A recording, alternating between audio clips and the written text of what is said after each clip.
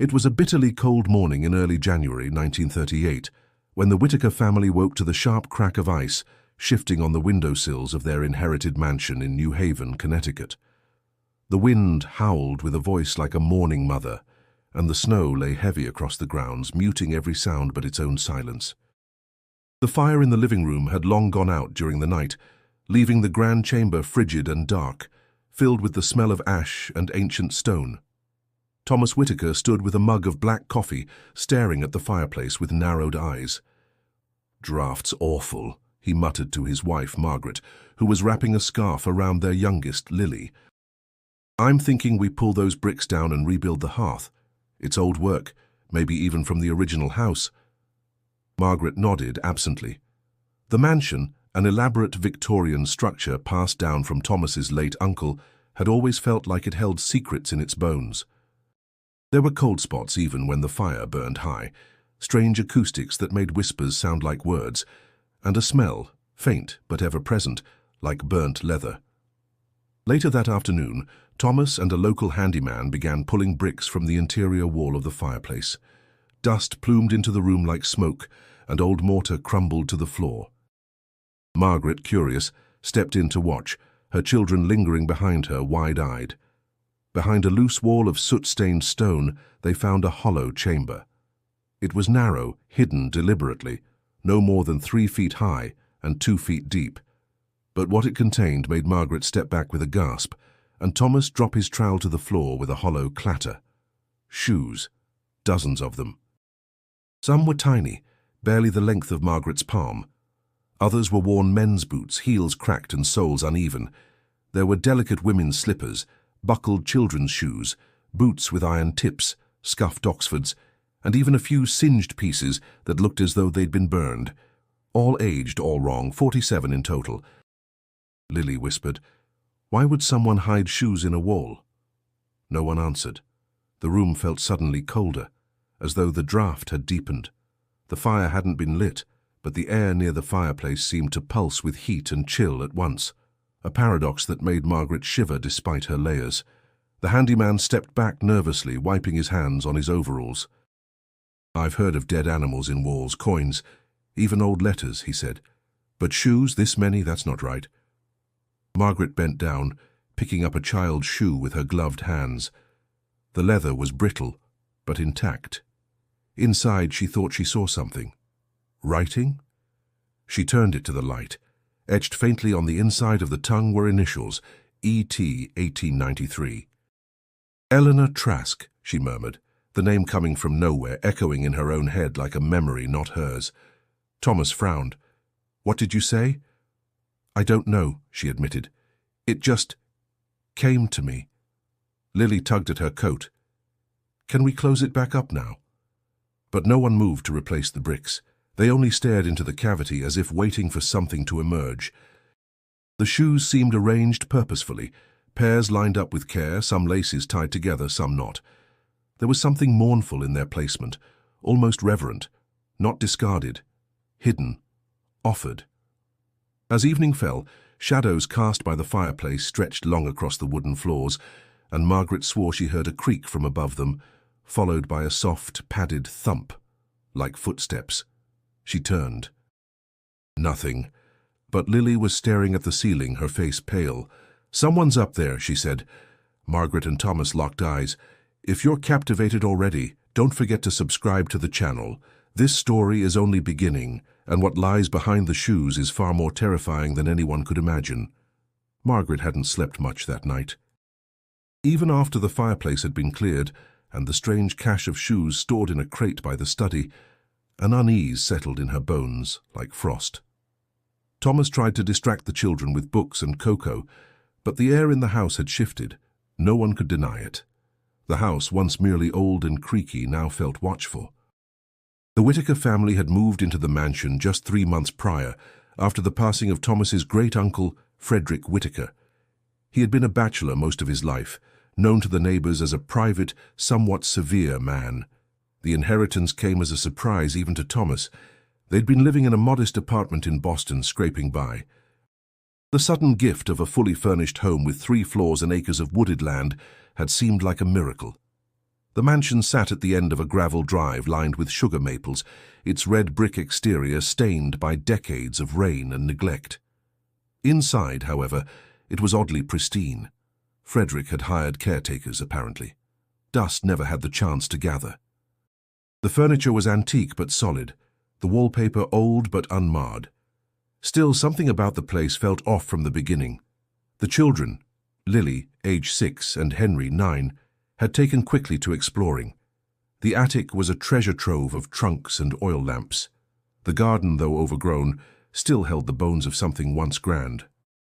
But even in those early days, Margaret noticed how quickly their play turned quiet, how Lily clung to her hand when dusk approached, and how Henry stopped going into the basement altogether after the first week.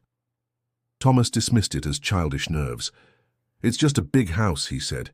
"Takes getting used to." But Margaret had lived in enough houses to know the difference between old and unsettled.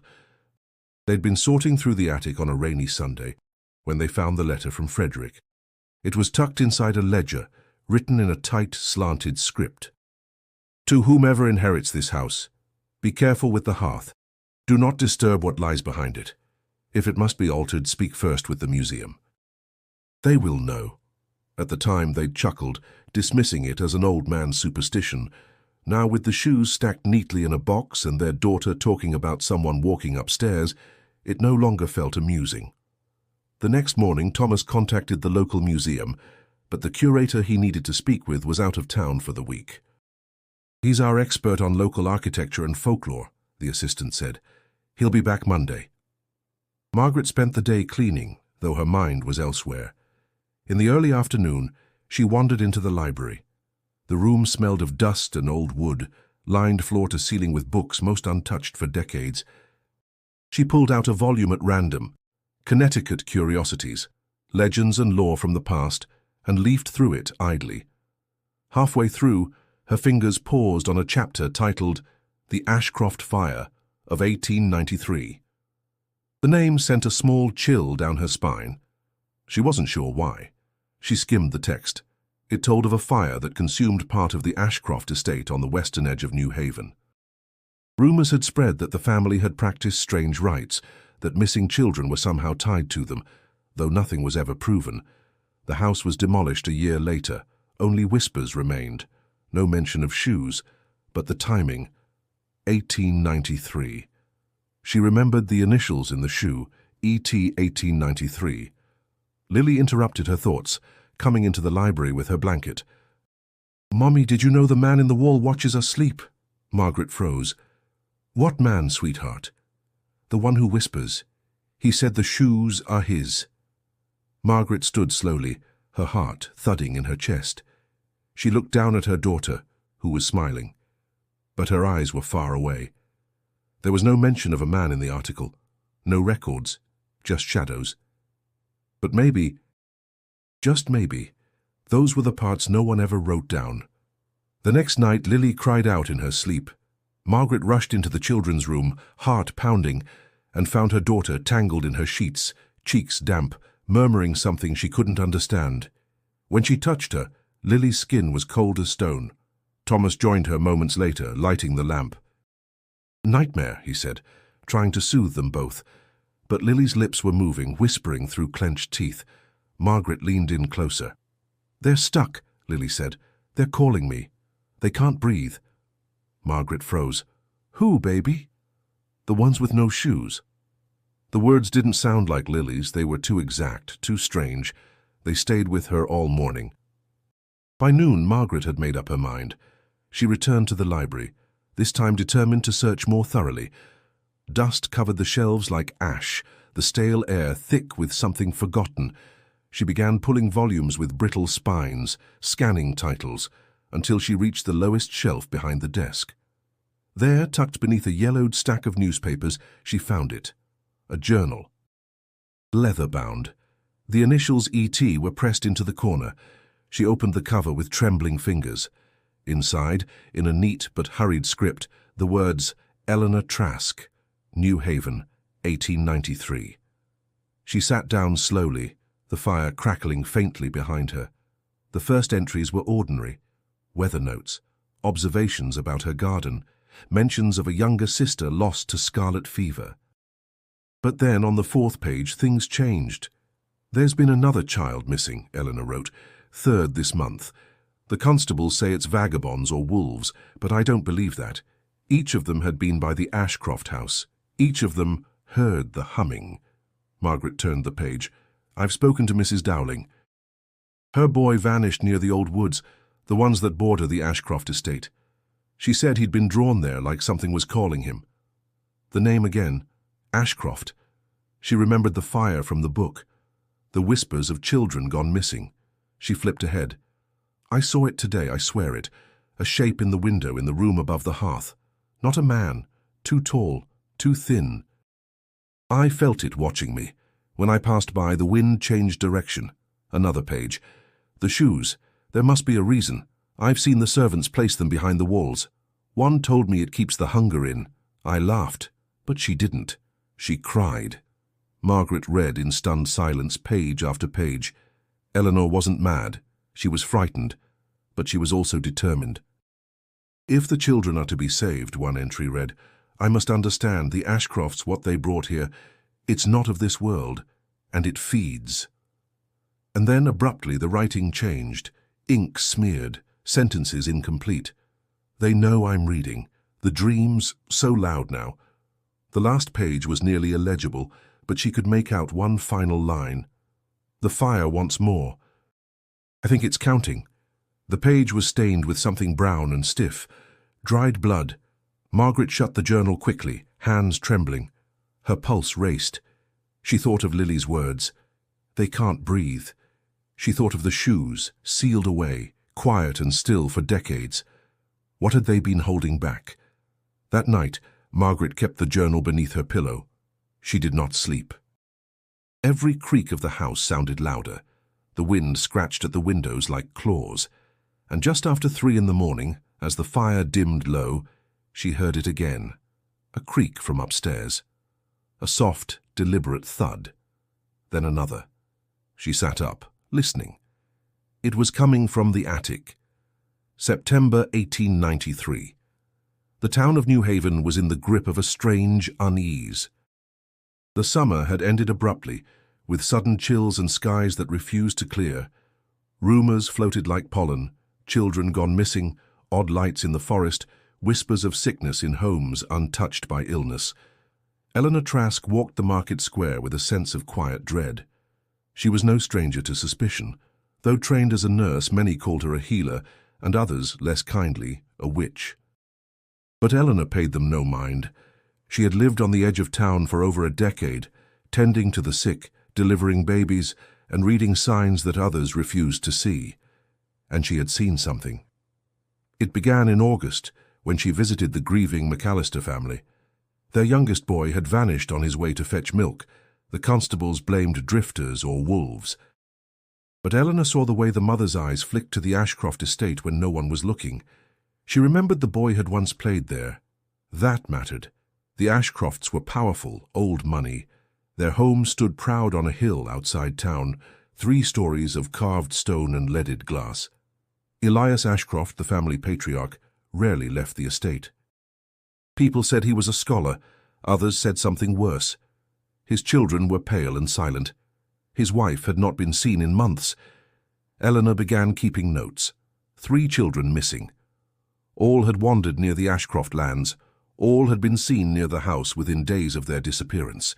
The sheriff dismissed her concerns. The preacher warned her not to stir trouble.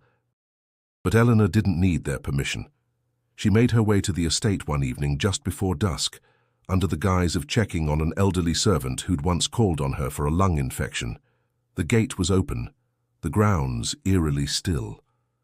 Inside, the house was unnaturally quiet. The servant, Margaret Hales, greeted her with hollow eyes. Eleanor saw bruises on her wrists, thin lines of ash under her nails. Margaret spoke softly, eyes darting toward the fireplace, as if afraid it might overhear. "They said we had to," she whispered. "The master said it keeps them quiet." Eleanor leaned in. "Keeps who quiet?" "The hungry ones." Margaret wouldn't say more, but she opened a small panel behind the parlor fireplace, revealing a hollow space. Inside were shoes, pairs, some single, some charred. Eleanor recoiled. Why?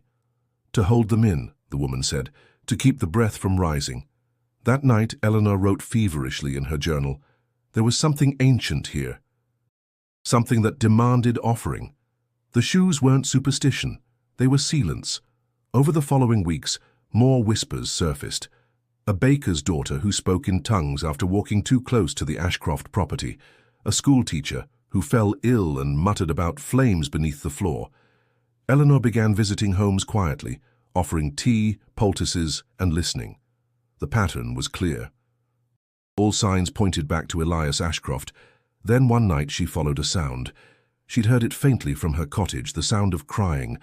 Not from a single child, but many, layered like a choir of sorrow. The wind carried it, and she followed, cloak pulled tight, lantern low. It led her to the edge of the Ashcroft woods.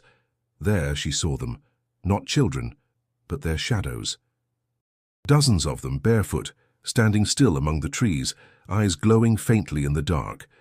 She stumbled back, heart pounding, and when she looked again, they were gone.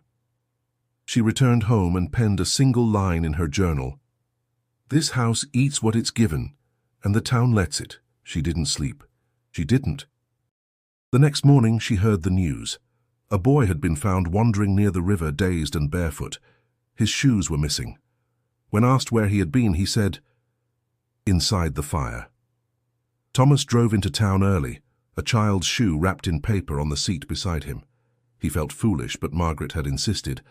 "Show someone who knows local history," she said. "We need answers." At the museum, he asked for anyone with knowledge of regional artifacts. An older man named Walter Searle met him in a side room lined with cabinets and shadowed glass cases.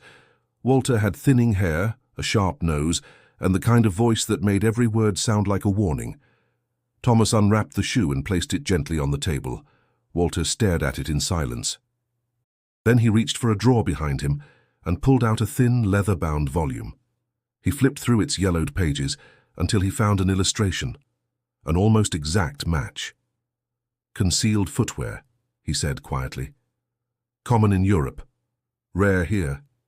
But they turn up from time to time in old homes, always hidden in walls under stairs above fireplaces, never buried, always hidden." Thomas frowned. "Why?"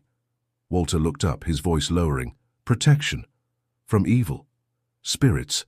Witches. The unknown. The tradition goes back centuries. The idea is, a shoe, used, worn, contains the imprint of a soul, a person's path, their life. When sealed away, it distracts or binds whatever tries to come through." Thomas swallowed hard. "But 47. Walter's lips tightened. "That's not protection. That's a pattern. That's ritual." He turned back to the book, tapping another page. In some cultures, shoes were burned or sealed to trap something already inside. Not to keep evil out, but to keep it in. A binding. Thomas left the museum with a headache, the cold sharper than when he'd arrived. The word binding echoed in his mind. At home, Margaret stood by the fireplace, eyes fixed on the empty space behind the bricks. She didn't ask about the museum visit. Instead, she pointed to the soot-covered hearth. "There's a smell," she said. "Sweet. Like charred sugar. It wasn't there before." Thomas knelt, sniffed. She was right. Beneath the smoke and ash there was a faint sweetness, like burnt fruit or caramel gone wrong. That night they tried to return to normalcy. They read to the children, played cards after dinner. But the shadows moved wrong. The fire crackled too loudly. The house groaned in places it never had before. At midnight, the sound returned. Footsteps, not upstairs this time, but behind the fireplace. Thomas grabbed a flashlight and stood staring into the black cavity where the shoes had once been. The beam lit only brick and dust, but the sound was unmistakable, slow, dragging steps pacing inside the wall. Margaret backed away, clutching Lily, who had begun to cry. Then the footsteps stopped. A whisper followed, low and hoarse. "Where are they?" The words came from the bricks themselves, as if spoken through layers of stone and time. Thomas dropped the flashlight. Margaret didn't scream. She simply turned and said, "They're looking for the shoes." The next morning they sealed the fireplace with plywood and nails, but it didn't stop the sounds. Now, every evening as the sun fell, the tapping began. Gentle at first, then louder. Sometimes it was scratching, sometimes knocking. Once Thomas swore he heard breathing. Margaret dreamed of ash drifting through the hallways like snow. In the dream, her feet were bare, and the floorboards burned under her steps. She began keeping the children in their room after dusk. Then, 3 days later, Henry pointed to a smudge on the hallway wall. It was a handprint, small, too small for either child, black with soot. That night the air inside the house shifted again, no longer just cold but heavy, as if filled with smoke that couldn't be seen. The fire refused to light. The temperature dropped. Pipes moaned. And upstairs in the attic, the shoes Margaret had moved for storage had been scattered across the floor, each pair arranged into a perfect circle. As if something had come through and was still deciding which pair to wear. Margaret spent the following morning in town, her nerves frayed from a night of listening to footsteps that never came from any floorboard she could find. While Thomas watched the children, she visited the Historical Society archives, following a name she'd seen repeated in Eleanor's journal, Elias Ashcroft. The woman at the front desk, a volunteer named Ruth, perked up at the name. "You've chosen a peculiar rabbit hole," she said, leading Margaret to a back room with files on old families of New Haven. The Ashcrofts were once very important, but they disappeared almost entirely after 1901. Strange people, wealthy, reclusive. Rumors, of course. Margaret sat with the folders, hands trembling as she read.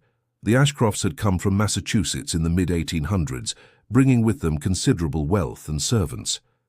Elias Ashcroft quickly bought up land, building the mansion that once stood at the edge of town, on the very land where Margaret's house now stood. In portraits he appeared gaunt, with dark eyes and a mouth that never smiled. The records showed he'd donated generously to local institutions, funded a school, even hosted events. But starting in 1892, things changed. 3 servants left his employment without notice. One was found wandering naked in the woods days later, incoherent and terrified. Another was never seen again. Then in 1893, the estate caught fire. Partial damage, a wing destroyed. There was no official investigation. Elias wrote to the mayor, blaming lightning, but witnesses reported no storm. Rumors spread that the fire had started within the house, inside the walls. In 1901, Elias vanished. No record of death, no grave. His final letter, donated to the archive years later, was scrawled and barely legible. "It must be fed, it cannot be buried. The fire hungers. The shoes are only temporary. The mouths multiply. I fear it now walks." Margaret sat frozen, rereading the last line. "I fear it now walks." Her home stood where the Ashcroft house once stood. The foundation had been repurposed, the stones reused. When she returned home, the smell was stronger, like scorched bone mixed with cinnamon. She asked Thomas to take the children out for the afternoon. She needed time alone in the house. She went to the basement, flashlight in hand. Dust covered every beam, but beneath the layers she found something carved into the stone. Symbols. Circles intersecting with slashes, shoes crudely drawn, flames etched beneath. Someone had marked the walls with warnings, or maybe prayers. She followed the markings behind the water heater and found a hatch, almost invisible. It creaked when she pulled it open. A crawl space lay beyond. Inside, the air was stale and hot, as if a fire had recently burned, and across the dirt floor were ashes. Old. But not ancient. In the center sat a single shoe, a small girl's boot, black leather, untied. She didn't touch it. When she returned upstairs, she told Thomas everything. His face was pale, skeptical, but not entirely dismissive. "We need to get out," she said. But Thomas shook his head. "Where would we go? And if this is real, what happens when someone else moves in?" Margaret opened her mouth to reply, but a soft thud echoed from the second floor. They looked up together. Another thud. Margaret whispered, "It's not waiting anymore." That night, the house went silent. Not a creak, Not a gust, no footsteps, no whispers. But in the morning, Margaret found Lily sitting on the stairs, staring into the unlit fireplace. "He was there," she said softly, "the man with the empty face. He looked at me and said, 'Soon.'" Thomas searched the attic again and found nothing, except for a footprint in the dust, bare, small, and burned around the edges. Something had returned, and it was no longer content with shadows. It was nearly dusk when the knock came at the door. Thomas opened it to find a man in his late 50s, wrapped in a wool coat, his face pale and drawn. He held a hat in his hands and looked past Thomas into the house, as if expecting something, or someone, to greet him. "Are you the Whitakers?" he asked. Thomas nodded slowly. "Can I help you?" "My name is Samuel Wexler. I believe you spoke with my colleague, Walter Searle, at the museum." Thomas let him in, unsure whether to feel relieved or alarmed. Margaret emerged from the kitchen, drying her hands on a towel, eyes wary. "I know what you found," Samuel said. "The shoes. I've seen something like it once before. My grandmother survived this place, or what it was before the fire. They sat in the parlor, the fireplace dark and boarded. Samuel didn't touch his tea. "My grandmother was 10 when she lived here," he began. "Her family worked for the Ashcrofts. She was a servant's child. Said the house was always strange, but it changed after Elias Ashcroft began his research. She called it that, but I think it was more. He brought in old texts, built secret rooms. The servants whispered about rituals." Margaret leaned forward. She remembered. Bits. She blocked most of it out. But she told me one story again and again, that Elias believed the house was alive, that something ancient lived beneath it, something from deep time, before God, before language. He believed it fed on attention, on offerings, on memory. But it only truly woke with fire. He looked toward the hearth. She said shoes were its chain, that each one held it back a little. The children who disappeared, some were runaways, orphans. The town looked away. Elias gave them names, gave the fire what it wanted. Margaret whispered, "Sacrifices." Samuel nodded. He made it look like charity, but they never came back. "My grandmother survived because a woman named Eleanor Trask took her away in the middle of the night. Said she'd heard the fire speak, said it was counting." Thomas blinked. "Counting?"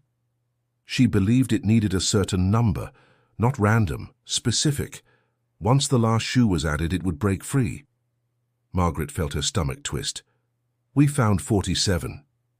Samuel's voice dropped to a whisper. "She said it needed 48. Silence fell like a curtain. Then Samuel continued, "Eleanor tried to warn people. Wrote a diary, I think. My grandmother remembered seeing her burn pages one night, crying. Said the words kept whispering after dark." Margaret said nothing, but her hand clutched the hidden pocket in her apron, where Eleanor's journal now lay. Samuel stood, uneasy. "Whatever was here, it's not gone. And if you disturbed the hearth, if the count isn't held—" Thomas cut in, "What can we do?" Samuel shook his head. "I don't know. My grandmother wouldn't even let us light candles near bricks. She'd pray before every winter fire."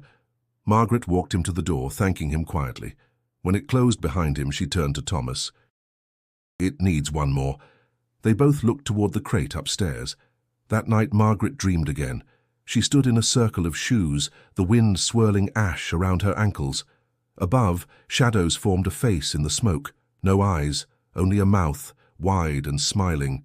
It whispered, "Soon I will wear them all." She awoke to Lily sitting beside the bed, watching her. "Did you hear it too?" Lily asked softly. Margaret pulled her close, heart pounding. Downstairs the boards creaked. The crate had been opened, and on the hallway floor a new shoe sat waiting. One neither of them remembered finding. Child-sized, polished, untouched. The next morning began with a tremor, not violent, just enough to rattle teacups and send dust drifting from the beams. Margaret stood frozen in the kitchen, feeling the floor shift beneath her feet. Then it passed, leaving only silence and a faint scent of burning cedar. Thomas came running in, Lily clutched in his arms. "Was that an earthquake?" "No one else felt it," Margaret whispered. "I called the neighbors. They didn't notice a thing." Thomas glanced toward the boarded fireplace. Then it came from here. The walls had cracked during the tremor, thin lines spidering outward from the hearth up toward the ceiling. Plaster had fallen in flakes. The air in the house felt wrong again, warm and damp, like breath on glass. The fire would not catch. Even the matches fizzled and died. That night, the whispers returned. Not faint this time, clear. They came from the chimney, like voices funneled down a long corridor. They spoke in turns, old and young, one whispering, another sobbing, a third humming a lullaby no one alive remembered. Margaret pressed her ear to the wall and recoiled. It wasn't just sound, it was emotion, hunger, loneliness, rage. Upstairs, Lily stopped speaking. She lay in bed, eyes wide, lips moving silently. Margaret leaned in and caught fragments, numbers, names, places she had never heard. Once, Lily said, "He's fitting them now, making sure they match." Thomas refused to leave. "We don't even know what would follow us," Margaret begged. "If we wait too long, it won't be a question of what follows. It'll be who." Then, in the early hours of the next morning, Lily was gone, her bed empty. Her shoes still beside it. No sign of a struggle, no broken window, just the faint smell of smoke and a trail of black soot that led to the fireplace. Margaret collapsed. Thomas tore through the house, calling Lily's name, ripping open closets, searching under beds. But the house was still, waiting. Margaret stood in front of the hearth, shaking. She pulled off the boards. The hole behind the bricks yawned open like a mouth, deeper than she remembered. Cold air flowed out, thick with ash, and inside, at the very back, a glimmer. Lily's ribbon. Thomas joined her, hand trembling as he reached inside. The air grew hotter the deeper he reached. When he pulled his hand back, the skin on his fingers was red and blistered. "She's not dead," Margaret said. "She's somewhere in between." They sat in silence. Then Margaret rose, steady now. "I'm going to find her." Thomas grabbed her arm. "That thing, whatever it is, wants us to fear it," she said. "But Eleanor faced it. She wrote about the space behind. A place between fire and time, that's where it holds them." Thomas shook his head. "Even if you find her, how do we get her out?" Margaret stared into the fireplace. "We bring her back the same way it took her." That evening, Margaret gathered the shoes again. She placed them in a circle on the living room floor, exactly as she remembered them in her dream. One pair in the center, the polished child-sized ones. She held Eleanor's journal in her lap, flipping to the final entries. The ink was smeared, but the symbols were still legible. Half-written prayers, protective words in Latin, and something older. She lit the lanterns, closed the curtains. The circle of shoes began to warm, not physically but perceptibly, like the room had leaned forward to listen. The air buzzed, and from upstairs came a single sharp sound. A giggle. Then silence. Margaret didn't look up. She whispered, "I'm coming, Lily." And the flame inside the lamp flared to white. Margaret wandered the town in a daze, searching for any trace of her daughter. Thomas stayed behind to guard the house, praying that if Lily returned, someone would be there to receive her. But Margaret felt drawn elsewhere, by instinct, memory, and the fragments of dreams that clung to her waking thoughts like cobwebs. She followed the trail across the town's edge, into the woods where the Ashcroft mansion once stood. Her steps carried her beyond the familiar, past broken fences and forgotten wells. The air thickened, the wind quieted, and time felt uncertain. It was there she met the old woman. She emerged from the trees as if shaped from them, her eyes sharp beneath a faded bonnet. "You've been called," she said, "and you answered." Margaret stopped, breathless. "Do you know where she is?" "My daughter." The woman nodded. "She's not lost, not in the way you think. But to bring her back you have to see." Margaret didn't ask questions. She followed. The woman led her to the ruins of a chapel, its walls crumbling, roof gone. Ivy claimed the pews and the altar was little more than stone. In the center, etched into the floor, was a circle of burnt symbols, the same ones from Eleanor's journal. The woman handed Margaret a candle. "When you light it," she said, "you won't be here anymore, not fully. But neither are they. That place, it holds the broken, the forgotten, the offered. You must go where fire remembers." Margaret knelt, lit the candle, and closed her eyes. The world shifted. Suddenly she was no longer in the ruins. The air buzzed, thick and trembling. A red twilight glowed from nowhere and everywhere. The ground beneath her feet was ash, and the trees swayed like fabric in a storm. Figures stood in the distance, small, hunched, children, dozens. They watched her with hollow eyes. Some held shoes, some wore none. Then one stepped forward. Lily. But she didn't run to Margaret. She stood still, hands clasped, her face blank. "I can't leave yet," she said. "He hasn't let go." Margaret moved closer. "Who? Tell me, sweetheart." Lily turned her head toward a shape behind her. It was Elias Ashcroft, or what remained of him. He towered in the haze, skin cracked like scorched earth, mouth too wide, eyes like coal. His hands were long and blackened, fingers curled like hooks. Around his neck hung dozens of shoelaces, knotted tight. "He walks here," Lily whispered. "Between footsteps." Margaret gripped the journal tightly. "She warned me, Eleanor." She knew. The entity spoke then, its voice scraping through Margaret's spine. "You opened the seal. Now the count is mine." Margaret raised the journal, reciting the protective words written in its back pages. Her voice trembled, but she did not stop. As she chanted, the symbols on the ground around her began to burn again, flaring to life. The figure recoiled. Lily stepped forward. "I remember my shoes," she said. "They were brown, worn.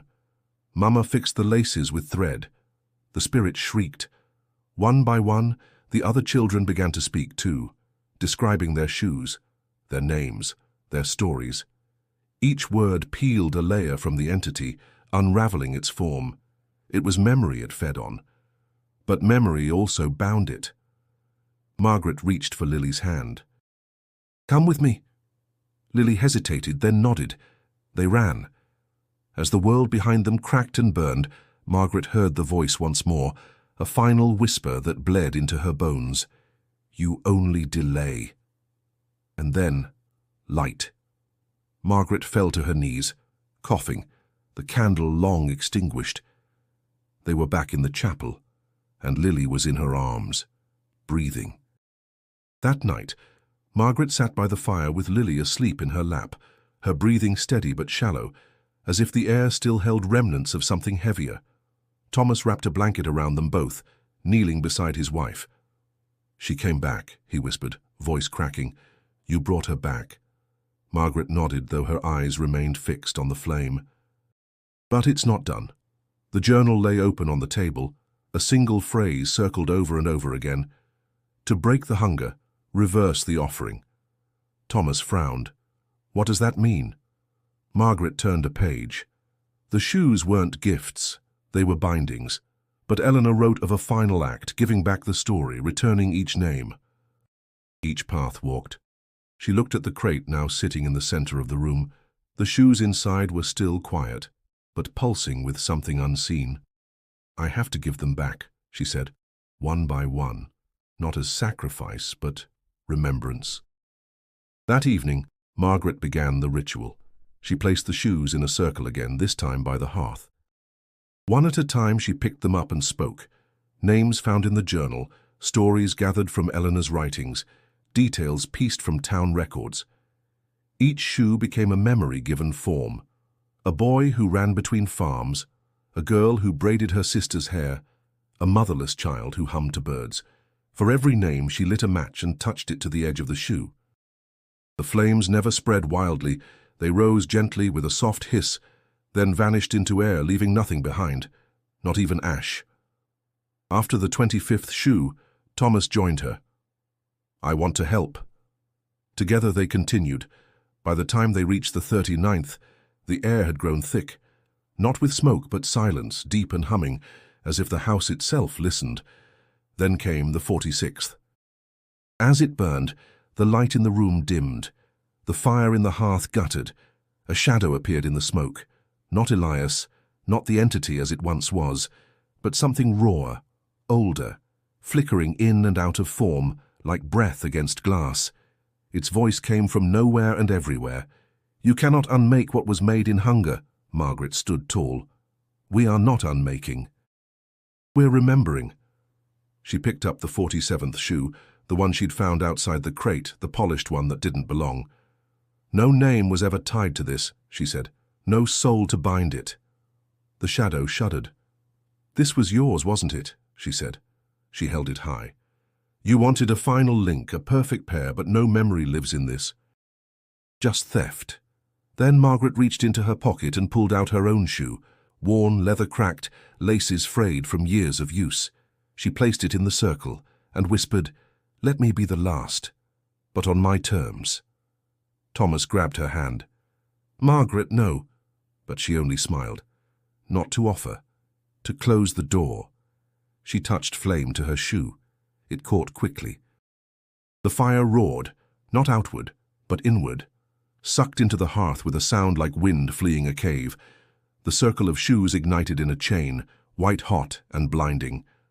The house shook, walls groaned, windows shattered. The shadows screamed, a sound with no end, no echo. Then, silence, stillness. The fire was gone. Only blackened stone remained, cold to the touch. Margaret collapsed. But she was breathing. Outside, the wind had stopped. Upstairs, Lily awoke on her own, whispering one word as Thomas ran to her. "Home." The collapse came just before dawn. A sound like thunder cracked through the air, followed by a deep, resonant groan as the central chimney of the Whitaker house crumbled inward. Bricks shattered, beams split, and part of the parlor floor gave way in a plume of ash and smoke. Thomas had just lifted Margaret from the rug when the blast came.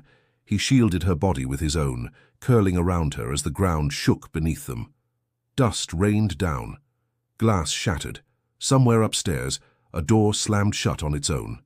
And then, silence. He coughed, his lungs raw, blinking through debris. The fireplace was gone, not just damaged, obliterated. In its place was a blackened pit glowing faintly at the bottom like embers behind thick glass. It wasn't fire anymore. It was something colder. A seal, smooth and circular. He touched it with trembling fingers. The surface was hard as stone, but warm, pulsing gently, like a buried heartbeat. Outside, neighbors had begun gathering, alerted by the explosion.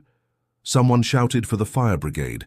Others gawked, wide-eyed, at the plumes of smoke rising from the roof. Inside, Thomas stood slowly, cradling Margaret's head. Her eyes fluttered open, unfocused at first, then widening with awareness. "Lily," she rasped. Before he could answer, a voice rang out from the top of the stairs. "Mommy?" They both turned. Lily stood barefoot, wrapped in her blanket, untouched by the collapse. Her hair was tousled, her eyes wide, but she was whole. Safe. Margaret sobbed, pulling her daughter into her arms. Lily clung to her, whispering, "It's quiet now. He's not walking anymore." Later, the firemen arrived, puzzled by the damage but finding no flames. The reports would list it as a structural failure, a possible gas leak, though no gas lines were ever installed. The official statement would be vague, inconclusive. Thomas made no effort to correct them. Over the next few days, the family gathered what they could: clothes, photographs. The journal now burned at the edges but still intact. Margaret tried to return to it, but the final pages had changed. Where once there were words, now there was only a smear of ash and a symbol drawn in soot. A single shoe surrounded by a ring of flame. On the fourth day, they left the house behind. Thomas arranged for the property to be transferred to the Historical Society, citing structural instability and an interest in preserving its legacy. He signed the papers without looking back. They moved into a small house on the edge of town, bright, simple, unburdened. It lacked the grandeur of the mansion, but it had sunlight, warmth, and quiet. That was enough. Lily resumed her drawings. Her laughter returned. But at night, she sometimes still placed her shoes at the foot of her bed, laces tied in loops, toes pointed outward, as if offering them to something in case it ever woke again. One morning, as Margaret was sweeping the porch, she found something on the step. A shoe, not hers, not Lily's. It was small, old, burned along one side. She picked it up with shaking hands and turned it over. Inside, faint and almost erased, were the initials, E.T. She clutched it to her chest, eyes stinging. Then from behind her, Lily spoke. She said, "Thank you." Margaret turned. Who? The lady in the light. She was smiling. She said the last ones walked free. Margaret nodded slowly. She placed the shoe in the garden, buried it beneath the roots of the old oak tree. And for the first time in months, the wind felt like wind again, no longer whispering, but simply moving forward. In the weeks that followed, the house stood silent. The Historical Society sent men in suits and gloves to assess the damage. They took notes, photographs, measurements, yet avoided the hearth, now a sealed disc of blackened glass embedded in the parlour floor. None dared to touch it. When asked, the director merely said, "Let it rest." Word of the collapse spread through New Haven. Neighbours gossiped in hushed tones, speculating about gas, faulty construction, even sabotage. No one spoke of shoes. No one mentioned whispers. Margaret stayed away. She'd promised herself never to step foot inside again. But Thomas returned, one last time. He walked the hallways carefully, each step echoing against the emptiness. The walls, once lined with family portraits and shelves, were bare. Dust floated in the sunbeams, heavy with memory. He passed the staircase where Lily once played, the study where Margaret read aloud from Eleanor's journal, the nursery door now sealed with nails. At the parlour, he paused. The circle was still there, perfect, unbroken. The glass reflected nothing, absorbing light like a mirror turned inward.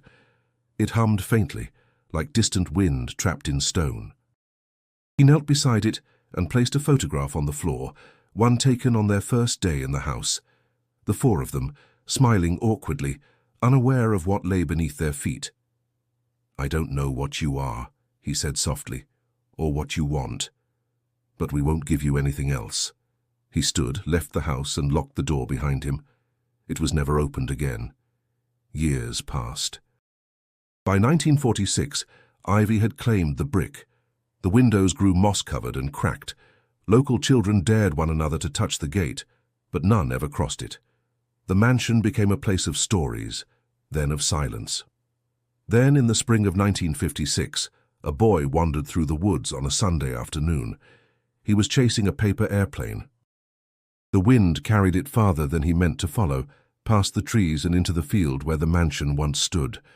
The house was gone, demolished by then, its stones sold, its history scattered. But the boy stopped at a shallow dip in the land, where weeds grew in unnatural spirals. There he saw it, a shoe, small, burned, resting on the soil like it had just been placed there. Curious, he picked it up. As his fingers closed around the leather, he heard it, a giggle, then a whisper. He turned sharply. No one. The wind had changed direction. He looked back at the shoe. Something was stitched into the heel, barely visible through soot. A single name, half-burned, Lillian. He dropped it and ran. That night, the wind howled through the trees near town. Doors rattled. The temperature fell suddenly, though no storm came. And in the ashes of memory something stirred, not waking but shifting, like a dream not yet remembered. At the edge of a garden miles away, Margaret paused as she watered her herbs. A chill ran down her spine. She turned toward the oak where she'd buried the last shoe. The grass around it had grown thick, too thick. And there, resting atop the soil, was the same shoe she'd buried, uncovered, waiting.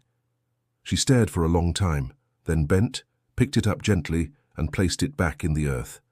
This time, she whispered, "You had your chance. Let them sleep." The wind calmed, and for now it listened. The Whitakers never spoke of the mansion again, not in front of Lily, not even to each other. Time passed, and the world moved forward. The war came and went. New houses were built where fields had once stretched untouched. The town paved roads that had been dirt for generations. But the memory lingered. Margaret kept Eleanor's journal locked away in a small cedar box, sealed with twine and salt. She never opened it again, though sometimes in the quiet of the night she would sit near it as if waiting for a sound that never came. One afternoon, nearly a decade after the fire, she received a letter. It was unsigned, the handwriting unfamiliar, but the message was simple. They walk freely now. Inside the envelope was a single strip of old paper, parchment, torn from a book. Margaret recognized the ink before she even unfolded it. Her hands shook. It was a page from the burned journal, a final entry she had never seen. It read, "The shoes were not chains, but invitations. He twisted them into seals, yes, but they were made to carry memory, to guide the forgotten back into light. I see now too late. But they are not alone anymore.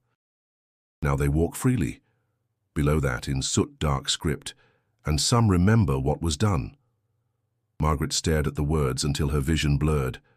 That night she placed the strip back into the box, sealed it again, and buried it beneath the oak tree beside the shoe. She did not tell Thomas, but he knew something had shifted. In the years that followed, they lived quietly. Lily grew into a bright, curious teenager. She still had dreams now and then. She'd wake with drawings in her notebook, shapes that looked like shoes or doorways or figures half lost in mist. But she never feared them, not anymore. One evening, Lily found her mother watching the fireplace in their small living room, where a gentle flame flickered inside a brick hearth. It was simple, new, safe. "Do you miss the old house?" Lily asked. Margaret smiled faintly. "Parts of it, not the place itself, but what it gave us." Lily sat beside her. "Sometimes I still feel them." Margaret turned. "Who?" "The others. The ones who were waiting. They don't whisper anymore, but they pass by." Margaret hesitated, then reached into a drawer and pulled out a folded cloth. Inside was a single item. A child's shoe, faded, worn at the toe, laces replaced with string. It was Lily's from the year they'd moved in. She handed it to her daughter. "Keep it, so you remember the path, in case the world ever forgets." Lily nodded. Outside, the wind blew gently through the trees, not howling, not whispering, just moving, soft and alive. And far away, at the edge of the ruins where the Ashcroft mansion once stood, wildflowers had begun to bloom where the foundation had been. The ground no longer burned, but it remembered. That memory, Margaret realized, was not a curse. It was a map, a guide for those left behind. And in the silence of the night, the oak tree behind their home stood tall and still. Beneath its roots, the soil held story upon story, memory upon memory. Shoes, pages, names. None of it forgotten. Not anymore. It was the summer of 1956 when Jonah Pritchard wandered into the clearing. He was 8 years old, chasing a grasshopper through tall grass, his knees scraped, his shoes untied. The wind tugged at his shirt as he crossed into the place the older kids warned about, a patch of land where nothing grew straight, where the trees leaned as if listening. He didn't mean to go far, but something pulled him, and then he saw it, a hollow, shallow in the earth. Not large, just enough to catch the light differently. There were stones arranged in an imperfect circle, half buried in moss and soil. At its center lay a single shoe, worn, blackened on one side, its leather cracked by time. Jonah crouched, curiosity blooming where fear should have taken root. He reached for it without hesitation. His fingers brushed the sole, and he heard it. A giggle, faint, close. He spun, expecting to see someone hiding. No one. Just trees, grass, the wind shifting direction. Jonah turned back. The shoe had moved, slightly, barely. But it had turned toward him. He didn't pick it up again. He stood, brushing his hands on his pants, and backed away slowly. But the laughter lingered. That night, he drew what he saw. His mother found the paper the next morning, crayon lines scrawled in a child's hand, a ring of shoes, a dark circle in the middle, and stick figures without faces. She asked him what it meant. He only shrugged. "It's the place where the ground remembers," he said. 2 days later, the grasshopper he'd been chasing showed up in their mailbox. Alive. Still. The local papers never mentioned the old mansion. Most people had forgotten it ever stood. The land had been divided years ago, intended for development, but no builder stayed long. Plans were drawn, then abandoned. Foundations were poured, then left to crack. The official reason, soil instability. Unofficially, they said the ground wouldn't hold anything. The town left the field alone. But those who passed by sometimes spoke of strange things: animals avoiding the area, compass needles twitching, sudden chills on hot days, and always the feeling of being watched. One teacher, hiking alone, claimed she saw children playing at the edge of the woods, barefoot, smiling. But when she called to them, they vanished like smoke. A postman dropped his route after hearing whispers from the trees, and once a team of surveyors found 47 small indentations in the mud, prints the size of children's feet, each pointing inward toward a sunken patch of earth. They took photographs, but the negatives came back blank. Still no one built. The field remained untouched. It was Lily, now 17, who walked there again one autumn evening. She hadn't told her parents. Something had called her, a memory, or maybe just a silence she needed to understand. The place hadn't changed, still quiet, still wrong.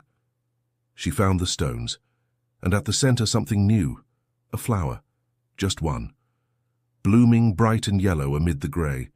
She knelt and touched it. Not the shoe this time, only what grew after. She smiled, whispered something, and walked away. As she left, the wind picked up. It moved through the trees not like a warning, but a sigh. Relief, maybe, or the closing of a long-forgotten chapter. Years passed. New families moved into New Haven, unaware of the stories buried beneath their feet. Children laughed on playgrounds, couples walked beneath maple trees, and the town pulsed with life. But for those who remembered, who chose to remember, the ground still whispered. Margaret aged quietly. Her hair turned silver, her hands thin and knotted with time. She tended the garden behind the cottage with quiet care, especially near the oak tree. The shoe never returned. The soil held steady. Lily left for college. She studied history, no surprise to anyone. She asked the right questions, looked beyond footnotes, and sought stories that had never made it into books. Her professors praised her curiosity. They didn't know it came from deeper places. Sometimes on quiet evenings, she would take out the journal her mother had kept safe for decades. Though much of it had burned, a few entries remained legible. She read them like prayers, each line an anchor to the truth. Not just about what had happened, but why. Because the past never truly dies. It waits, sleeps, echoes, and sometimes it asks to be seen. In 1962, a developer petitioned the town to build on the old Ashcroft property again. The council approved the first stage: permits, soil surveys, planning maps. The dig began in spring. Within a week, 3 of the workers quit. One refused to return, claiming he'd seen a child standing in the trees, barefoot, pointing at him with an open mouth that never moved. The machine stalled. Tires flattened. The blueprints went missing twice. By June, the project was scrapped. Nature reclaimed the land once more. In the final years of her life, Margaret received a package in the mail. No return address. Inside was a small frame, simple oak, and behind the glass, a photo. It was sepia-toned, faded, but unmistakable. A group of children standing in a circle, all barefoot, all smiling. At the center stood Eleanor Trask. Her hand rested on a young girl's shoulder. Lily. But the photo was dated 1893. Margaret touched the frame gently. "I remember," she whispered. And the wind outside her window shifted, just for a moment. A gentle acknowledgement. On the day Margaret passed, Lily placed a pair of shoes beside her casket. Not because she believed her mother needed them, but because they were hers. Worn, loved, lived in. The kind of shoes that held stories. Years later, Lily would become the caretaker of the town's historical archive. She never married, never had children, but every child who wandered too far or spoke of strange dreams always found a pair of shoes left on their porch the next morning, clean, laced, waiting. Sometimes that was enough. Sometimes it meant they were listening, because history doesn't just live in books or buildings. It walks, it breathes, it remembers, and in the quiet corners of the world it waits to be carried not as a burden but as a path. So if you ever find a shoe where it doesn't belong, old, weathered, resting in the wrong place, don't throw it away. Stop. Listen. Remember. Because you never know whose steps you're following, or who might be following yours. Thank you for joining us on this journey. If this story moved you, be sure to subscribe to the channel. We have many more untold tales waiting to be discovered. And before you go, don't forget to click the video on your screen now to uncover the next chilling mystery that history tried to forget. We'll see you there.